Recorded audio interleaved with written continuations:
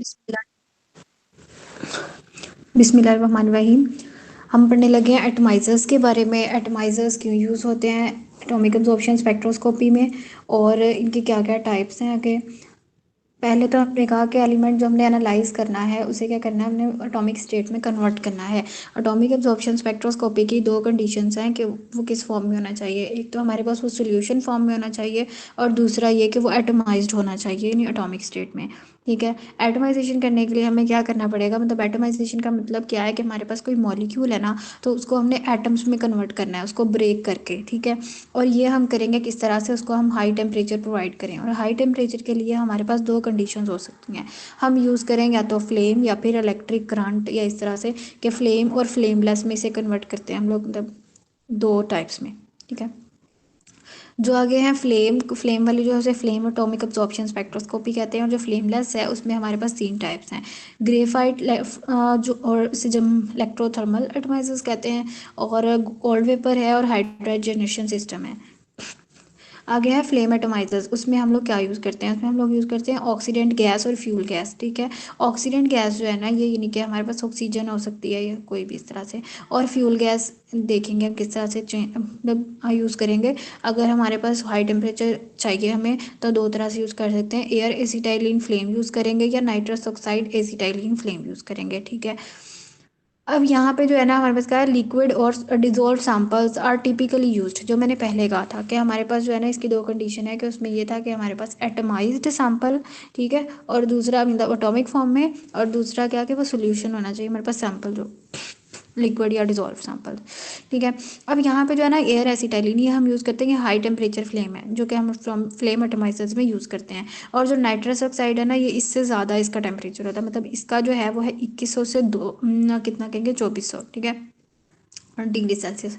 और इसका जो है वो 2600 से 2800 है। आगे जो है हमारे पास उन्होंने कहा फ्लेम बर्नर जो है उसमें किस तरह से हो सकती है। ये फिर से वही चीज़ें हैं, बस यहाँ पे उन्होंने कह दिया किस तरह का बर्नर होगा। मेटल ब्लॉक होगा जिसमें हमारे पास सर्कुलर होल्स होते हैं और मतलब वन और मोर स्लॉट्स, और ये 10 सेंटीमीटर लॉन्ग होता है। और इसमें क्या होता है कि एयर एसिटाइल फ्लेम, या फिर हम लोग यूज़ करते हैं एयर प्रोपानिया, या फिर hotter nitrous oxide flame use करते हैं। अब यहाँ पे जो ये कहा है ना हॉटर नाइट्रस ऑक्साइड फ्लेम, क्योंकि इसका टेम्परेचर ज़्यादा है, तो इसके लिए आ सकता है कि ये क्यों यूज़ करते हैं। मतलब अगर हमारे पास हो ना रिफ्रैक्टरी एलिमेंट्स, फॉर एग्जांपल यहाँ पे एल्यूमिनियम का, तो इनके लिए हम लोग यूज़ करते हैं ये नाइट्रस ऑक्साइड फ्लेम। क्योंकि रिफ्रैक्टरी एलिमेंट का क्या मतलब है कि वो वाले एलिमेंट जो होते हैं मतलब रेजिस्टेंट होते हैं टू हीट, मतलब वो उनको कम टेम्परेचर दोगे तो वो होंगे ही नहीं एटमाइज, तो इसलिए उनको ज़्यादा टेम्परेचर देना पड़ेगा। क्योंकि अगर हमारे पास ये आगे आएगा इंटरफेरेंसेस में, कि अगर हमारे पास हम लोग देना, हमें अगर ज़्यादा टेम्परेचर चाहिए किसी को, अगर हम उसको लो टेम्परेचर दिया है, ठीक है, तो वहाँ पे क्या होगा, केमिकल इंटरफेरेंसेस आएंगी। और अगर हमने उससे ज़्यादा टेम्परेचर दे दिया जितना चाहिए था, यानी ज़्यादा ही कुछ एक्स्ट्रा ऑर्डिनरी, तो उस टाइम क्या होगा, वहाँ पे जो है ना आयोनाइजेशन हो जाएगी और आयोनाइजेशन इंटरफेरेंसेस आएंगी। आगे है टोटल कंजम्पशन बर्नर। इसमें क्या होता है, इसमें होता है कि इसमें सारे का सारा सैंपल जो होता है ना वो एटमाइज हो जाता है, नहीं 100% सैंपल जो होता है वो एटमाइज हो जाता है। लेकिन इसका ये नुकसान होगा एंड पे कि इसमें इंटरफेरेंसेस आएंगी। ठीक है। उसके अलावा इसके डिसएडवांटेजेस ये हैं कि ये नॉइजी होता है बहुत ज़्यादा, मतलब इसमें वॉइस शोर होगा। अच्छा, इसके अलावा जो है ना इसके वो आप लोग नोट कर लो कि किस तरह से मैं बताती हूँ इसकी कहेंगे एडवांटेजेस डिसएडवांटेजेस। कि टोटल कंजम्पशन में एक तो ये हो गया कि 100% जो सैंपल है वो एटमाइज हो गया। ठीक है। इसके अलावा ये है कि इसमें हम लोगों ने यूज़ करना है ना यहाँ पे एनालाइट सोल्यूशन, और ये सारा कुछ ऑक्सीजन मतलब ये दिखा रहे हैं किस तरह से हमारे पास जा रही है, और फ्यूल है। ये सारा का सारा जो सैंपल का और फ्यूल का और ऑक्सीडेंट का है वो सारा मिक्स मिक्स जो होना है ना, वो कहाँ पे हो जाता है, इसकी मतलब एट बेस। ठीक है। यानी स्टार्ट में ही वो सारा मिक्स हो गया। ठीक है। कैसे, यहाँ पे जाके, सॉरी स्टार्ट में नहीं, मतलब एंड पे जाके मिक्स हो रहा है। और इसमें क्या होता है, जो हमारे पास रेजिड्यू आएगा ना इसमें, जब हमारे पास सैंपल कन्वर्ट हो गया, ठीक है, वो फ्लेम में चला गया, 100% सैंपल जो है वो कन्वर्ट करना है। अब क्या होगा, जब हमारे पास एक दफ़ा सैंपल गया तो ऐसे होता है कि सारा सैंपल कन्वर्ट नहीं होता, बल्कि कुछ ना कुछ बच जाता है, रेजिड्यू उसे कहते हैं। ठीक है। अब वो जो रेजिड्यू है उसे अगेन एटमाइज कराते हैं, उसको एटम में कन्वर्ट कराते हैं, और फिर हम जो है ना उसको मतलब 100% करवाने के लिए और इस वजह से जब हम उसको एटमाइज करा रहे होते हैं ना, यहाँ पे जो एटम्स जाएंगे तो उनका साइज भी डिफरेंट आएगा। ऐसे नहीं होगा कि एक जैसा ही साइज आए, ठीक है, वहाँ पे वेरिएशन आएगी। लेकिन ये फ़ायदा होगा कि सारे का सारा सैंपल जो है वो पहुँचेगा उसके टिप तक। और प्री मिक्स में क्या होता है, जैसे इसके नाम से पता लग रहा है प्री मिक्स, पहले ही सारा कुछ मिक्स कर देना। उसमें क्या था, सारा कुछ मतलब डिफरेंट जगहों से आ रहा था और वो मिक्स हो रहा था, लेकिन यहाँ पे क्या है, पहले ही सारा मिक्स कर देना है। सारा मतलब क्या, ऑक्सीडेंट, फ्यूल और सैंपल, तीन चीज़ें, ठीक है ना। वो सारा कुछ मिक्स करना है, तीन चीज़ों को, फिर उनको आगे गुजारना है इसके सिस्टम में से। अब इसमें क्या होता है, इसमें उन्होंने कहा जब हम करते हैं ना, मतलब स्टार्ट पे ही, टिप पे ही उसके सारी मिक्सिंग हो जाती है, तो फिर क्या होता है, फिर जब ये पास करता है तो हमारे पास एटमाइजेशन होती है, और वो यूनिफॉर्म मतलब एटमाइजेशन होती है। इसमें नहीं होता कि साइज़ बड़ा छोटा हो या इस तरह से। इसकी वजह से जब जो है ना, मतलब कि यूनिफॉर्म जाएगा, तो हमारे पास जो रिजल्ट आते हैं वो नॉन टर्बुलेंट, नॉइजलेस, स्टेबल, मतलब सारा प्रोसेस होता है। और एक चीज़ उसमें हमारे पास था, रेजिड्यू जब आया था तो उसे हमने अगेन एटमाइज कराया था, ऐसा था। लेकिन इसमें ऐसे होता है कि हमारे पास जो लार्ज ड्रॉपलेट्स आए ना, उन्हें सेपरेट कर लिया जाता है, ड्रेन आउट कर लिया जाता है। तो रिजल्ट कैसे आता है, हमारे पास सिर्फ 5% सैंपल होता है जो एंड तक जाए, और बाकी के 95% जो होता है ना, वो वेस्ट हो जाता है। नेक्स्ट हमारे पास है जो बर्नर्स। ये तीन अब हैं, मतलब कि फ्लेम फंक्शन किस तरह से करता है, यहाँ पे आएगा फंक्शन ऑफ फ्लेम। तीन तरह से होते हैं। एक तो ये कि वो सैंपल होल्डर, मतलब उसके अंदर हम सैंपल को रखेंगे। डिसोल्वेशन सॉल्ट, मतलब डीसोल्वेशन, इसके नाम से पता चल रहा है कि जो इसमें से डी मतलब रिमूव कर देंगे, सॉल्वेशन मतलब अब इसमें से क्या होगा, सॉल्वेंट का रिमूवल, ड्राई करना, ठीक है। और वॉलेटिलाइजेशन मतलब इसको वॉलेटिलाइज करेंगे अब हम, मतलब वेपोराइज, ठीक है। और ये इसका सिस्टम है कि हमारे पास ये इसका असल में है जो स्ट्रक्चर है। और यहाँ पे हमारे पास जो सिस्टम में यूज़ किया, फ्लो स्पॉइलर है, जो हमारे पास ये नेबुलाइजर है, इम्पैक्ट बीड्स हैं और मिक्सिंग चैम्बर। और आगे इनका यूजेस आएंगे कि हम लोगों ने इनसे क्यों यूज़ किया। सबसे पहले तो अगर यहीं से देखा जाए किस तरह से हमारे पास सिस्टम है, तो हम लोगों ने क्या करना है, फ्यूल इनलेट जो यहाँ पे नेबुलाइजर है, ये इसका साइड आर्म है, ठीक है। ये साइड आर्म जो है ना, यहाँ से हमारे पास जो है ऑक्सीडेंट जाता है, ठीक है। और फिर हमारे पास ये एंड कैप है, यहाँ से गुजरता है, और ये जो यहाँ मतलब इसके नेबुलाइजर के अंदर ही किस तरह से इससे पीछे कोई होगा फ्यूल इनलेट का, यहाँ पे मेंशन नहीं किया हुआ, लेकिन किस तरह से मतलब फ्यूल एंटर होगा। अब फ्यूल एंटरिंग होगी और यहाँ से ऑक्सीडेंट एंटर होगा, दोनों चीज़ें एंटर हो रही हैं। उसके बाद यहाँ पे हमारे पास एक सोल्यूशन हम एंटर कराएंगे, तीनों चीज़ें जाएंगी और फिर मिक्सिंग चैम्बर में जाकर ये सारी मिक्स हो जाएंगी, ठीक है। फिर जो मिक्सिंग चैम्बर में जाके मिक्स होंगी, फिर ये बर्नर हेड में मूव कर जाएंगी।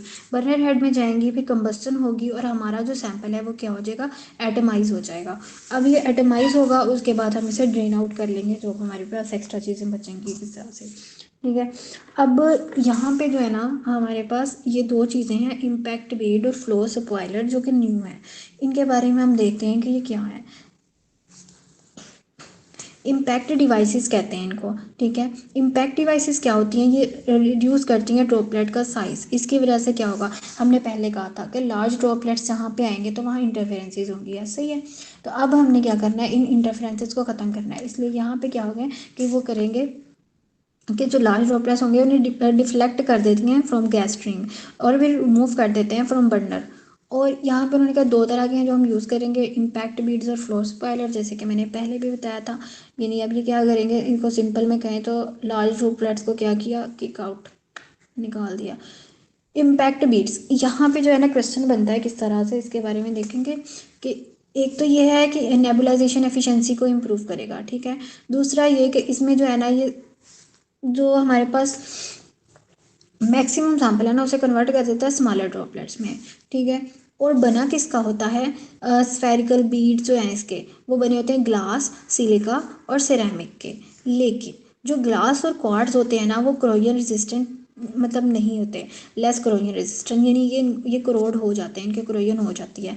और इसकी वजह से क्योंकि क्रोजन हो गई तो वहाँ पे क्या होगा कि हमारे पास कंटेमिनेशन प्रॉब्लम आएंगी, ठीक है। और जबकि जो होंगे हमारे पास सिरामिक बीड्स, वो केमिकली इनर्ट होते हैं और उन पे करोजन नहीं होती। इस वजह से हम यहाँ पे प्रेफर करेंगे कि सिरामिक बीड्स को यूज़ करें, ठीक है, देन ग्लास और क्वार्ट्ज। आगे है फ्लो स्पॉइलर। फ्लो स्पॉइलर जो होते हैं ना, ये क्या करते हैं, जो एफिशिएंसी है उससे इतना अच्छा इम्प्रूव नहीं करते। अगर हम इसके डिफरेंस देखेंगे उससे अकॉर्डिंग जो हमारे इम्पैक्ट बीट में थे, तो उसमें हमने कहा था कि वो एफिशिएंसी को इम्प्रूव करता है, लेकिन फ्लो स्पॉइलर का कह रहे हैं कि ये नहीं करता। फिर हमने कहा था कि उसको हम लोग करते हैं कि इंट्रोड्यूस कराते हैं, मतलब डायरेक्टली इन नेबुलाइजेशन, मतलब उसमें हम लोग जो ना जो करवा रहे थे इंट्रोड्यूस डायरेक्ट नेबुलाइजेशन स्प्रे से मतलब एंटर करा रहे थे, ठीक है। लेकिन इसमें जो है ना वो हम लोग करते हैं कि बिटवीन बर्नर एंड हेड जो है हम इसे इंट्रोड्यूस कराते हैं, मतलब फ्लो स्पॉइलर जो यूज़ करते हैं, ठीक है। और जो इम्पैक्ट बीट थे वो उनको क्रोजन का मतलब चांस था उसमें, ठीक है, अगर हम कोई यूज़ करते हैं सिरामिक के अलावा वाले बीड्स यानी ग्लास या क्वार्ट्ज के। लेकिन इसमें जो होता है कोटेड मतलब मटेरियल होता है क्रोजन रेजिस्टेंट, और उस पर जो था जो हमारे पास इंटरफेरेंसेस थी वो ज़्यादा आती थी, जबकि इसमें इंटरफेरेंसेस का चांस इतना ज़्यादा नहीं होता, ठीक है। और सेंसिटिविटी भी जो है ना इम्पैक्ट बीट्स की वो इसके निस्बत ज़्यादा होती है, क्योंकि इसने एफिशिएंसी नेबुलाइजेशन एफिशिएंसी को इम्प्रूव नहीं करना, तो सेंसिटिविटी भी इसकी ज़रा कम होती है कंपैरेटिवली, ठीक है। ये अभी था हमारा लेक्चर नंबर 7। इसके बाद जो है ना लेक्चर नंबर 8 है।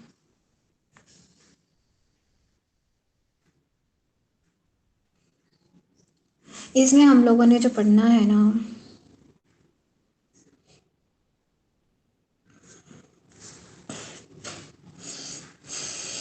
ठीक है, इसमें हम लोगों ने देखना है कि स्ट्रक्चर ऑफ फ्लेम एटमाइज़र किस तरह की होती है, फ्लेम का प्रोसेस किस तरह से होता है, और हमने उसमें कहा था ऑक्सीडेंट और फ्यूल के बारे में। इसमें हम थोड़ा सा डिटेल में देखेंगे। यहाँ पे जो है ना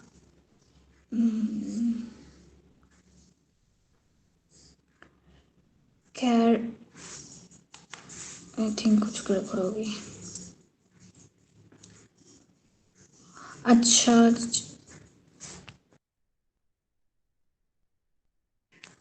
अच्छा, यहाँ पे ना इसको देखेंगे अब हम लोग कि किस तरह से फ्लेम का प्रोसेस हो रहा है। मेरे से आगे चला गया था। यहाँ पे हमारा फ्लेम है, ठीक है, और इसका ये जो रीजन है यहाँ पे फ्यूल ऑक्सीडेंट मिक्स किया जाता है, ठीक है। ये जो है इसका प्राइमरी कंबस्टन जोन है, देन इंटरजोनल रीजन है हमारे पास, और देन सेकेंडरी कंबस्टन जोन है। ये जो है ना प्राइमरी कंबस्टन जोन, इसे हम लोग जब देखते हैं ना तो ये ब्लू कलर का होता है, ठीक है। जब चल रही होती है आग तो वहाँ पे देखो जो ब्लू कलर का रीजन होता है तो वो क्या होता है, वो प्राइमरी कंबस्टन जोन होता है। और यहाँ पे क्या होते हैं, हाइड्रोकार्बन ज़्यादातर प्रेजेंट होंगे। और जो दूसरा रीजन है जिसे हमने कहा इंटरजोनल रीजन, ये इसका हॉटेस्ट पार्ट होता है, हॉटेस्ट पार्ट ऑफ फ्लेम होता है। और यहाँ पे जो स्पेक्ट्रोस्कोपी के सारे हमने करने हैं ना मेथड जो भी एनालिसिस, तो वो हमने यहीं पे करने होते हैं इंटरजोनल रीजन में। स्पेशली जो है ना फ्लेम फोटोमीट्री जो प्रोसेस है उसका यहाँ पे ही किया जाता है। और जो है ये सेकेंडरी कंबस्टन जोन है यहाँ पे हमारे पास, ठीक है। इसमें क्या होता है, इसमें एक है कि चांस कि यहाँ पे ना ऑक्सीडेशन होगी। यहाँ पे अब हम लोग ना इस तरह से कह सकते हैं कि यहाँ ऑक्साइड्स फॉर्म होते हैं। अब उसका रीज़न हो सकती है कि इस तरह से क्यों होते हैं, क्योंकि यहाँ पे ऑक्सीजन प्रेजेंट होती है, ठीक है। इस वजह से हमारी जो मेटल्स होती हैं वो फ़ौरन से इसके तो ऑक्साइड बना देती हैं, मेटल ऑक्साइड्स यहाँ बन जाते हैं, ठीक है। ये अगेन उसी को दिखाया गया। अब यहाँ पर उन्होंने ज़रा कलर भी दिखा दिया, देखो ब्लू कलर का, और ये इंटरजोनल रीजन है।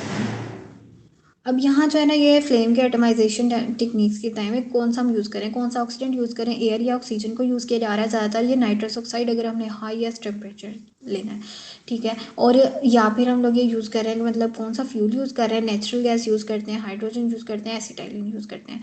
और ये जो था हमने कहा था जो एयर एसिटाइलिन फ्लेम जो थे वो यूज़ किए थे पहले, ठीक है। और जो नाइट्रस ऑक्साइड और एसिटाइलिन फ्लेम ये यूज़ किए थे हाई टेम्परेचर के लिए। और जो एयर नेचुरल गैस है ना, ये फ्लेम फोटोमेट्री में हम देखेंगे आगे कि वहाँ पे लो टेम्परेचर जो था वो सबसे पहले जो ओल्ड डेज में यूज़ किया जाता था, क्योंकि हमने उसमें जो करनी थी ना स्टडी वो होती थी अल्कली और अल्कलाइन अर्थ मेटल की, ठीक है। तो उसके लिए हमें चाहिए था लो टेम्परेचर, हाई टेम्परेचर पे क्योंकि वो आयोनाइज हो सकती थी। और हमें पता है हमने आयोनाइज नहीं कराना, हमने सिर्फ और सिर्फ क्या कराना है, एटमाइज कराना है। तो एटमाइज कराने के लिए हम लोग यूज़ करते थे नेचुरल गैस और एयर, यानी नेचुरल गैस मीथेन वगैरह, ठीक है।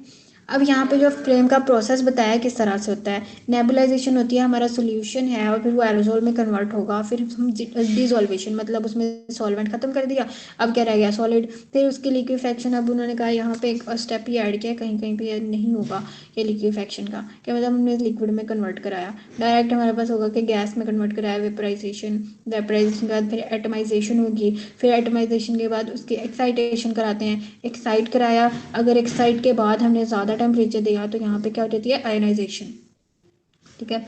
और हमें सिर्फ ग्राउंड स्टेट से एक्साइटेड स्टेट में ही लेके जाना होता है जब हमारे पास स्पेक्ट्रोस्कोपी कर रहे थे टेक्निक।